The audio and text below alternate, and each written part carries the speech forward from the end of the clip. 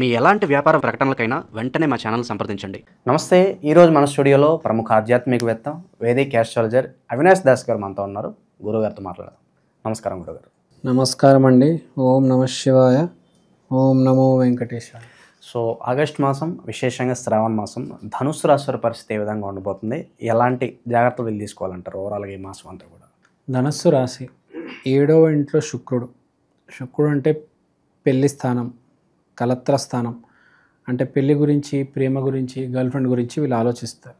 అందరని కాదు, కొంతమంది ఎవరికైతే వాళ్ళ జాతకంలో ఇప్పుడు ఆ యోగం ఉందో వాళ్ళ జీవితంలో కొత్త గర్ల్ ఫ్రెండ్ రావడం కొంతమందికి వస్తుంది. కొంతమంది ఆ ఆలోచనలో ఉంటారు. కొంతమంది వస్తే బాగుంటుంది అనుకుంటారు.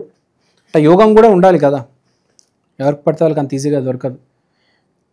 తర్వాత 8వ స్థానంలో బుద్ధి, 9వ స్థానంలో సూర్యుడు మరియు కేతువు, 10వ స్థానంలో కుజుడు. సో 10వ స్థానంలో కుజుడు వల్ల కెరియర్లో బాగా పర్ఫామ్ చేస్తారు. కెరియర్లో బాగా పర్ఫామ్ చేయడం అంటే వాళ్ళకున్న ఎనర్జీని 100% వాళ్ళ పనిలో పెట్టగలుగుతారు. ఫర్ ఎగ్జాంపుల్ ఇప్పుడు విరాట్ కోహ్లీ గారు ఉన్నారు, 100% ఎనర్జీతో అతను మ్యాచ్ ఆడతారు. సో ఆయన నోటీస్ అవుతారు.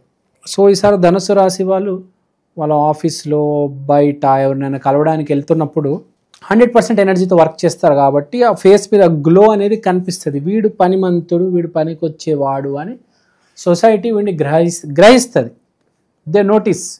మంచి ఎంప్లాయీ, వ్యాపారం చేసేటోళ్ళైతే చాలా చురుగ్గా చేస్తున్నాడు, చాలా బాగా చేస్తున్నాడు, చాలా గట్టిగా చేస్తున్నాడు అని పేరు వస్తుంది. ముందు పేరు రావడానికి మంచి అవకాశం ఉంది. పేరు అనేది ఇంప్రూవ్ అవుతుంది. వాళ్ళ సర్కిల్లో పేరు అనేది వస్తుంది. తర్వాత సూర్యుడు కేతువు 9వ స్థానంలో ఉన్నారు కాబట్టి మనము సరైన మార్గంలో వెళ్ళాలి. మనం దారి కొంచెం ఇంకా మార్చాలి. మనిషి ఎప్పుడైనా వాడికి ఒక ఆలోచన ఉంటుంది, ఆ దారిలోనే వెళ్తాడు. ఫర్ ఎగ్జాంపుల్ నా పేరు విరాట్ కోహ్లీ అనుకోండి, ఆ క్రికెట్ ఆ దారిలోనే వెళ్తాం. సో కొంతమంది ఏం చేస్తారంటే అదే పని చేస్తూ ఉంటారు, కానీ అప్పుడప్పుడు ఆలోచన మారడం వల్ల ఇంకో రకంగా అదే పని చేస్తారు. సేమ్ థింగ్ వేరే ఆలోచనతో పనిచేయడం. ఇప్పుడు దాకా నా కోసం నేను ఆడాను, ఇప్పుడు టీం కోసం ఆడతాను. ఇప్పుడు దాకా డబ్బుల కోసం పనిచేశాను, ఇప్పుడు ప్రజల కోసం పనిచేశాను. ఇప్పుడు కొంతమంది ఎలా అంటే మీకు చెప్తాను నేను. కొన్ని సినిమాలు డబ్బులు బాగా కలెక్షన్ వస్తాయని తీస్తారు. కొన్ని సినిమాలు నా సినిమా ప్రజలకి బాగా నచ్చుతుంది, థియేటర్లో ఆడవు. కొన్ని సినిమాలు టీవీలో విపరీతంగా ఆడతాయి. కొన్ని సినిమాలు టీవీలో అస్సలు చూడరు, థియేటర్లో విపరీతంగా చూస్తారు. తీసేది సినిమానే, కానీ ఆలోచన ధోరణి అనేది మార్చుకుంటారు. ఇప్పుడు మనం మాట్లాడుకుంటే మనం బేసిక్గా థియేటర్లో చూసే సినిమాలు టీవీలో వస్తాయి. థియేటర్లో మనం ఏ సినిమాలు అయితే చూడలేదు టీవీలో మళ్ళీ గుచ్చి చూస్తాం. ఇప్పుడు మనం టీవీలోనే చూసుకుంటే మామూలుగా మాట్లాడుకుంటే ఎవరికైనా నేను చెప్పాను అనుకోండి, ఒక సినిమా పేరు చెప్తా, ఫర్ ఎగ్జాంపుల్ కలేజా అని. అది ఫ్లాప్ సినిమా యాక్చువల్గా, కానీ దాన్ని ఎన్నిసార్లు చూశారంటే జనాలు వాళ్ళకే గుర్తుండదు, అన్నిసార్లు చూశారు. ఒక హిట్ సినిమా కూడా చూసుండరు, కానీ ఒక ఫ్లాప్ సినిమా అన్నిసార్లు చూశారు. అంటే ఇక్కడ పాయింట్ ఏంటంటే నేను చెప్పేది, మనం చేసే పని సరైనదా కాదా, సరైన దారిలో వెళ్తున్నామా లేదా. ఇప్పుడు బాగుంటుంది, రేపు బాగుండకపోవచ్చు. అంటే ఇప్పుడు చేస్తుంది బాగుండాలి, రేపు కూడా బాగుండాలి. అంటే ఎలాంటి పని చేయాలి, ఎంత మంచి పని చేయాలి కదా. వాడిని వాడుకొని వాడి డబ్బులు లాగేసి అవసరం తీరాగా వదిలేయచ్చు. లేదు పర్లేదు, వాడితో రిలేషన్షిప్ ఇంపార్టెంట్, డబ్బులు ఇవ్వాలి, ఎంత వచ్చినా పర్లేదు, మనం బాగుంటే కంటిన్యూస్గా వస్తూ ఉంటాయి మెల్లిగా కదా. ఆ మార్గంలో వెళ్దాము. అంటే కొంచెం ధర్మం అనేది ఎస్టాబ్లిష్మెంట్ అయిపోయి ఉంటుంది ధనస్సుకి, కానీ ఆ ధోరణి అనేది మారుతుంది. ఇంకా కొంచెం శిల్పాన్ని చెక్కే కొద్దీ ఆ అందం అనేది వస్తుంది కదా. సో వీళ్ళు ఆలోచన శక్తి అనేది, ఇప్పుడు దాకా నేను ధనుసు రాశి అనుకోండి, ఇప్పుడు దాకా నేను అమ్మాయిని అందాన్ని చూసి ప్రేమిస్తున్నా, ఇప్పుడు నేను ప్రేమించేది పెళ్లి చేసుకోవడానికి, నా ఫ్యామిలీ కోసం. ఇప్పుడు దాకా అందమైన అమ్మాయిని ప్రేమించా, ఇప్పుడు కూడా ప్రేమిస్తా, కానీ మంచి అమ్మాయిని ప్రేమిస్తా ఈసారి. పిచ్చి పుల్లమని పెంటమని ప్రేమించాను. మంచి ఇంటి అమ్మాయిని, ఫ్యామిలీ వాల్యూస్ ఉన్న అమ్మాయిని, కొంచెం బుర్రున్న అమ్మాయిని పెళ్లి చేసుకుంటా, అలాంటి అమ్మాయిని ప్రేమిస్తా. అంటే ఆ ఆలోచన ఆ ధోరణిలో ఉంటుంది అన్నమాట.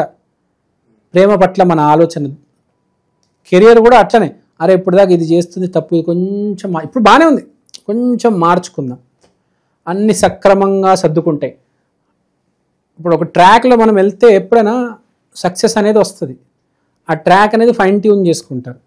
తర్వాత ఇంకేం మాట్లాడారు, కుజుడు వల్ల బాగా పేరు ప్రఖ్యాతి వస్తుంది, కానీ కోపం కూడా వస్తుంది. నెల కొంచెం కోపం, వర్క్ ప్లేస్లో కోపం వస్తుంది. సో వర్క్ ప్లేస్లో వచ్చిన కోపాన్ని కంట్రోల్ చేసుకోవాలి. వర్క్ ప్లేస్లో కోపం వస్తుంది, ఎవరైనా కావచ్చు, విరాట్ కోహ్లీ అవ్వచ్చు, నరేంద్ర మోడీ అవ్వచ్చు, ఇలాన్ మస్క్ అవ్వచ్చు, డొనాల్డ్ ట్రంప్ అవ్వచ్చు, మోడీ అవ్వచ్చు. ధనుసు రాశిలో ఉన్న వీళ్ళు ఎవరు ధనుసు రాశి కాదు, మామూలుగా చెప్తున్నా. ధనుసు రాశిలో ఉన్న వాళ్ళు ఎవరైనా వర్క్ ప్లేస్లో కొంచెం కోపం వస్తుంది, దాన్ని కంట్రోల్ చేసుకోవాలి.